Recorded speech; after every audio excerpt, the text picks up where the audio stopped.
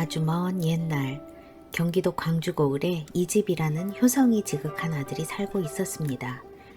어린 나이에 어머니를 여인 그는 아버지와 단둘이 살며 비록 살림살이는 넉넉지 못했지만 아버지를 극진히 모시며 평온한 나날을 보내고 있었습니다. 그러던 어느 날 평화로웠던 일상에 불현듯 그림자가 드리웠습니다. 아버지의 등에서 작은 종기가 돋아나기 시작한 것입니다. 처음에는 대수롭지 않게 여겼지만 종기는 시간이 갈수록 점점 커지고 붉게 부어올랐습니다. 용하다는 의원을 찾아가 보고 좋다는 약은 모두 써보았지만 아무런 효험이 없었습니다. 종기는 걷잡을 수 없이 커져 아버지는 제대로 걷지도 똑바로 눕지도 못하게 되셨고 밤잠조차 편히 이루지 못할 정도로 그 고통이 말할 수 없었습니다. 효심이 지극한 이 집은 밤새 고통에 신음하는 아버지를 보며 마음이 찢어지는 듯 했습니다. 온갖 약을 다 써보아도 나아질 기미가 보이지 않으니 이 집의 근심은 날마다 깊어갈 뿐이었습니다. 이 집이 할 수 있는 최선은 오직 모든 정성을 다해 아버지를 간호하는 것 뿐이었습니다. 그렇게 절망과 싸우며 희망의 끈을 놓지 않던 어느 날 밤, 아버지를 간호하다 잠시 깜빡 잠이 든 이 집은 꿈을 꾸었습니다. 꿈속에 호련히 나타난 신령이 그에게 말했습니다. 내일부터 목욕 재개하고 국청사 절에 가서 100일 기도를 드리거라. 그러면 내 아버지의 병이 나을 것이다. 그렇게 말하고 신령은 호련히 사라졌습니다. 잠에서 깬 이 집은 꿈의 내용이 예사롭지 않다고 생각했습니다. 어쩌면 내 효성에 감탄하여 비방을 알려주신 걸지도 몰라. 지푸라기라도 잡고 싶은 심정에 해가 뜨기도 전에 목욕 재개를 마친 이 집은 부랴부랴 마을 뒷산에 있는 국청사로 올라가 100일 기도를 드리기 시작했습니다. 비가 오나 눈이 오나 이 집은 한결같이 기도를 멈추지 않았습니다. 그렇게 기도를 시작한 지 100일이 거의 다 되어갈 무렵이었습니다. 그날도 새벽에 찬 이슬을 맞으며 절에서 불공을 들이고 내려오던 이 집은 잠시 쉬어가려 바위에 앉았습니다. 그런데 어디선가 졸졸 물 흐르는 소리가 들리는 것이었습니다. 마른 목도 축일 겸 소리가 나는 곳으로 가보니 앉아있던 바위 틈에서 맑은 샘물이 솟아 졸졸 흐르고 있었습니다. 반가운 마음에 입을 대고 물을 마시던 이 집은 물이 고인 곳에서 놀고 있는 금붕어 한 마리를 발견했습니다. 이런 곳에 이렇게 예쁜 금붕어가 살다니. 신기해서 한참을 들여다보던 이 집은 조심스럽게 금붕어를 잡아서 집으로 데리고 왔습니다. 아버지도 금붕어를 신기해하며 모처럼 환한 미소를 지으셨고 이 집은 오랜만에 보는 아버지의 웃음에 금붕어를 데려오길 잘했다고 생각했습니다. 그날부터 이 집은 집에서 금붕어를 애지중지 키우기 시작했습니다. 그런데 며칠 뒤 한밤중에 잠이 깬 아버지는 갑자기 극심한 갈증을 느꼈습니다. 물이 마시고 싶었지만 밤늦게까지 자신을 간호하다 깜빡 잠이 든 아들을 깨울 수는 없었습니다. 그렇다고 밖으로 나가 직접 물을 떠마시자니 무거운 몸과 아픈 등 때문에 일어설 수조차 없었죠. 꾹 참고 있었지만 갈증은 점점 심해졌고 아버지는 하는 수 없이 옆에 있던 금붕어 그릇의 물을 마셔버렸습니다.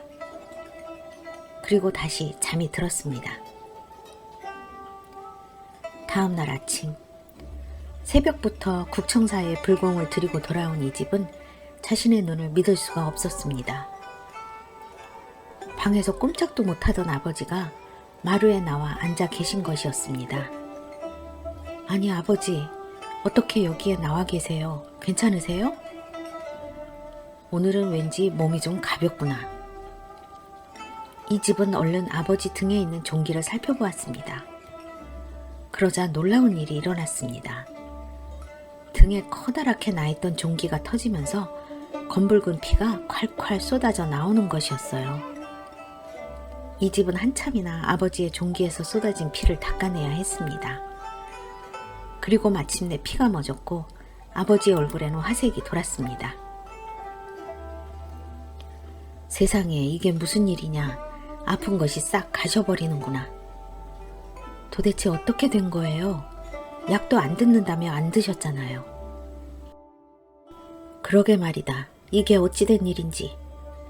뭘 어떻게 하셨는지 생각나는 거 없으세요? 잠시 생각하던 아버지가 입을 열었습니다. 간밤에 목이 말라 저 금붕어가 들어있는 그릇에 물을 마셨는데 혹시 그것 때문에 종기가 나은 것 아니겠느냐? 기뻐서 어쩔 줄 몰라 하던 이 집은 문득 꿈에서 본 신령의 말이 떠올랐습니다. 신령이 말한 대로 지극정성을 다하여 100일 기도를 드린 까닭에 금붕어를 보게 되었고 그 금붕어를 데려온 까닭에 아버지의 병이 낫게 된 것이었습니다. 감사합니다, 신령님. 감사합니다. 이 집은 속으로 감사의 기도를 올렸습니다. 그때 아버지가 말씀하셨습니다. 저 그릇에 물이 거의 없으니 우리 마당에 우물물이라도 채워주려무나. 그제야 금붕어가 들어있는 그릇을 보니 물이 반밖에 남아있지 않았습니다. 이 집은 급히 나가 마당에 있는 우물에서 물을 떠와 그릇에 물을 가득 채워주었습니다. 그런데 또다시 놀라운 일이 일어났습니다. 황금색이던 금붕어의 빛깔이 검게 변하는 것이었습니다. 이 집과 아버지는 놀란 입을 다물지 못했습니다. 허허, 참으로 이상한 일이구나. 그러게 말입니다. 이게 어떻게 된 일인지. 저 금붕어를 어디서 가져왔느냐. 아마도 금붕어가 있던 물이 영험한 모양이다. 그 즉시 이 집은 큰 그릇을 가지고 금붕어가 있던 샘으로 달려가 물을 떠왔습니다. 그리고 금붕어가 들어있는 그릇에 물을 비우고 새로 길어온 물을 채워주었습니다. 그랬더니 금붕어의 빛깔이 곱고 찬란한 황금빛으로 다시 변하는 것이었어요. 과연 그 샘물이 영험한 약수였습니다. 이 집은 아버지의 종기가 터진 자리에 샘물을 발랐습니다. 그러자 상처가 서서히 아물기 시작했습니다. 날이 밝으면 그물을 떠와 아버지의 상처에 바르고 또 마시기를 반복하니 며칠 안가 아버지의 병이 씻은 듯이 나았습니다. 이 집은 고마운 마음에 금붕어를 샘물에 다시 놓아주었습니다. 그리고 다시 한번 꿈속에 나타나 방법을 알려준 신령님께 감사의 인사를 드렸습니다. 이 샘물이 있던 곳이 바로 경기도 광주 남한산성의 서장대 아래쪽이었는데요. 근처에 국청사라는 절이 있었기 때문에 사람들은 이 샘을 국청사의 오물이라고 불렀다고 합니다. 이 집의 지극한 효심과 굳건한 희망이 기적을 만들어낸 것은 아닐까요? 지금까지 경기도 광주 남한산성에서 전해 내려오는 국청사의 오물 전설이었습니다.